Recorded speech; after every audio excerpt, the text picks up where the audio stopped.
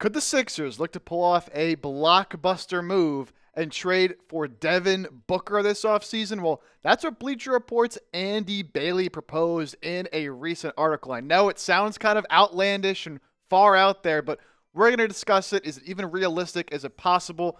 What would Philly have to give up? But before we dive into all that, we continue to race the Heat Report here at Chat Sports to be the first channel between the two of us to hit 25,000 subs. Nick Roloff, the host of the Heat Report, has been talking some smack to me, saying that they're going to get there first. But look, we were about 1,000 subs behind not too long ago. We are closing that gap. So if you want Sixers coverage almost every single day, that's informative, insightful, entertaining, hit that sub button. So let's get right into the trade idea, and then we'll discuss more on Devin Booker. Is it realistic? What would he look like in Philadelphia? The trade idea that Andy Bailey proposed was Devin Booker to Philadelphia in exchange for Paul George, the third overall pick this year, a 2028 first, a 2030 first, and a 2032 first round pick swap. So 4 firsts in total, one of them being a swap, and that PG contract going to Phoenix for Devin Booker. And this is what Andy Bailey had to say, his reasoning and justification for the move. The Sixers jumping up to the third spot in the lottery makes them one of the more interesting trade candidates this summer, especially since Paul George's first season there was such a disaster.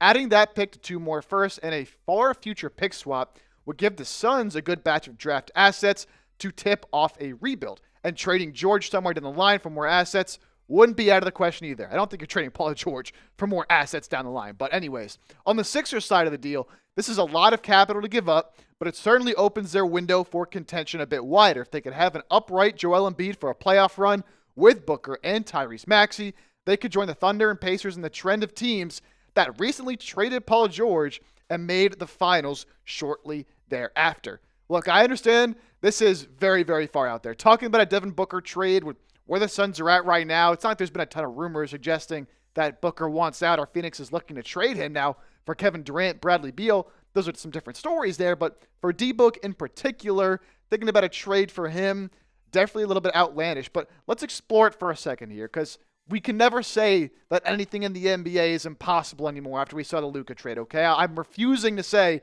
that any certain player is untouchable or untradeable. And when it comes to Devin Booker, man, to me, he is one of them ones, man. You talk about some of the best players in the NBA. Sure, Devin Booker is not a top 3, a top 5 guy, maybe not even quite a top 10 guy, but I put him right around there. And I truly believe, like, he was the number 1 option on a team that went to the NBA Finals. Of course, didn't get it done, blew a 2-0 lead to Giannis, but, man, he just scores with the best of them, and he's been very consistent in that regard his entire career. The numbers over the last 4 years, again, just super, super steady, super, super consistent and reliable. Last season was healthy for the majority of the year, and for the majority of his career has been a pretty durable player. And what I love, Phoenix, it's been an interesting situation with Kevin Durant being there, and obviously before beginning of his career, lost a ton of games. Then they went to the finals, blew up that finals team, tried to get another iteration of a contender with D-Book, KD, and Beal. That really didn't work out. But for D-Book in particular, man, he's only 28 years old. He'll be 29 at the start of next year, and he's already been in the league for 10 years, and it's been quite a career already. Obviously made that finals appearance in 2021. 7 straight years now of him averaging 25-plus points per game. A 4-time All-Star. Seems a little bit low, honestly, when you think about his career as a whole. 2021 All-NBA first team. And again, as I mentioned, just 28, be 29 on October 30th, but been in the league for 10 years. But just now, he's really in the peak of his prime. And so you're trading for him. You're getting D-Book. He's not like some old washed player. We talked about a Kevin Durant trade in the past where, yeah, he's not washed, but he's up there in age, right? D-Book, you know what you're getting, and you're going to get his absolute best. And look, the reason a trade like this works, financially, of course, Paul George making a bunch of money. If I'm trading Paul George, like, I'd much rather pay Devin Booker this kind of money than when I'm paying Paul George. And again, he's not going to be that old by the time the deal's up, 29, 30, 31 over the next couple of years. And I get, now we're starting to see a lot of players make 60 plus million, and it looks like a lot. I get it, but it's just the way the league is moving now. With the salary cap, it rises and rises and rises, so naturally salaries continue to grow. Look, Paul George is going to be making nearly $60 million as well. Who would you rather pay? It's obviously Devin Booker. Now, the numbers would go up a little bit if you trade for him. Has a 10% trade bonus, so numbers could go up just a tiny, tiny bit. Now, would Phoenix ever even consider trading Devin Booker? I think, in my opinion, that they should consider a complete overhaul and honestly just go into a full-on rebuild because they have assets with Kevin Durant, who's going to be traded this offseason. Bradley Beal, you're not getting nothing for him, and Devin Booker, you trade KD and Devin Booker, you can get some of those picks back that you lost. They have almost no picks over there in Phoenix, and just allow yourself to fully reset. But I also understand the mindset of trade away Kevin Durant, get rid of Bradley Beal, and try to form a new team around Devin Booker because, again, he's just 28 years old, and he's been with your franchise his entire career.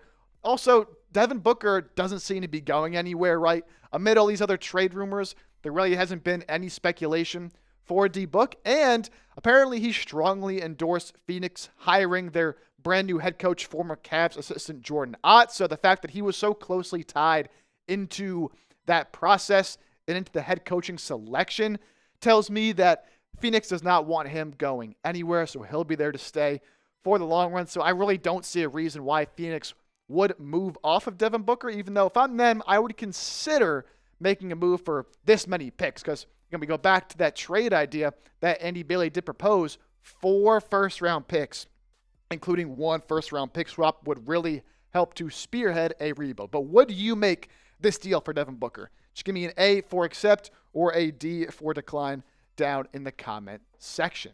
For me, again, I'm going to keep saying like it's not going to happen. It's unrealistic. But I would say yes if for some reason Phoenix decided that they wanted to trade away Devin Booker and they were coming to terms on a potential agreement and a deal that looked like that. If I'm Philadelphia, I'm saying yes. I know it's a lot of draft capital, and I've already seen people on Sixers Twitter kind of talking about this move, saying, oh, well, if you want Devin Booker, why don't you just draft Trey Johnson?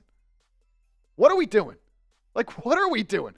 Any of these draft prospects, right? And I'm a huge Ace Bailey fan.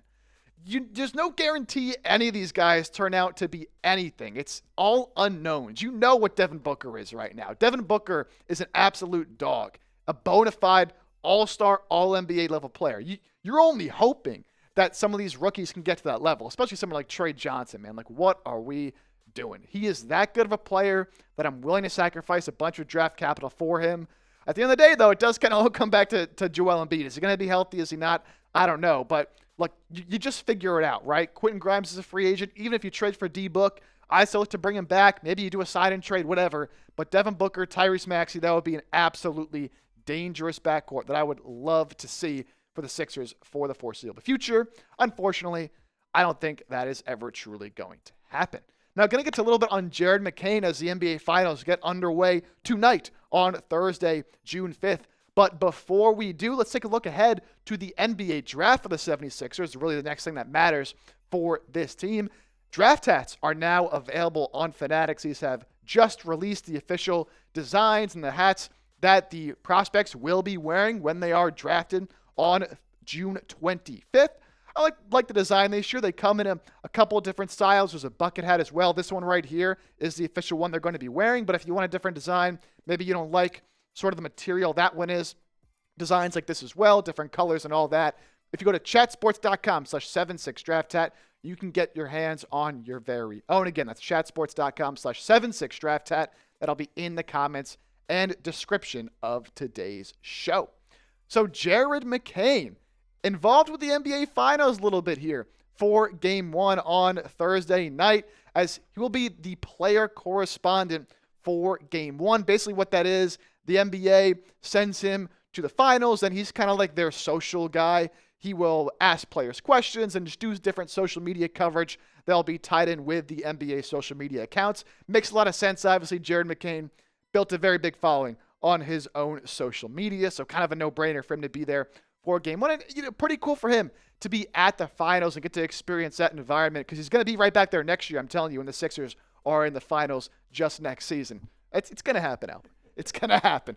But Jared McCain did have the opportunity to ask some of these players questions, and he's kind of been using this as an opportunity to gain some insight from some of the league's best guards. He asked Tyrese Halliburton how he manages the decisions to get his teammates involved and when he's got to get aggressive and go get his own shot. Halliburton told him there's ebbs and flows, never a consistent right answer. I'm at my best when I'm more aggressive, but I think every game calls for something different. I'm not perfect. I have bad games. I'll have bad games where I shoot 5 shots and pass the ball too much, and I'll have a game where I shoot too much and probably could have passed the ball a little more. And then McCain also got to ask SGA, the MVP of our league, a question, asked how he deals with the long, grueling NBA schedule, 82 games.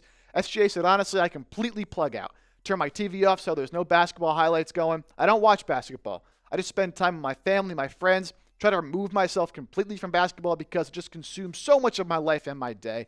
Then when it's time to plug back into it, I'm eager to get back into it like I missed it. Jared McCain, man. What a great player to have on this team, man. And I appreciate and I respect him using this as an opportunity to gain some insight from some of the league's best players. To me, it just seems like he has such a burning desire to be great in this league. And I know what we saw from him, it was a very, very small sample size. And so, there's no guarantee that he comes back from this meniscus injury, this meniscus surgery, and he's this, high-end all-star level player right off the bat or anything, right? I think he comes off the bench for the Sixers next year. He can be a very good scorer. Now, I know a lot of you, and I've seen the comments, are asking, where's the update on McCain? What's the latest on his knee injury? It's the Sixers that we're talking about here. They don't discuss injuries, and when they do, they're usually lying to you. But McCain should be ready for the start of the regular season. We still haven't heard an update on Embiid, and it's been more than 6 weeks, which the Sixers said. We give an update on Embiid in 6 weeks. Hasn't happened yet, but very happy to have Jared McCain on this basketball team. And if you are too, I want you to show me by hitting that thumbs up icon, like the video, if you feel lucky to have someone like Jared McCain on this basketball team. That'll do it for today's 76ers Now. As always, do not forget to hit that sub button to stay up to date on the latest 76ers news, rumors, and more. And we'll see you next time right here on 76ers Now.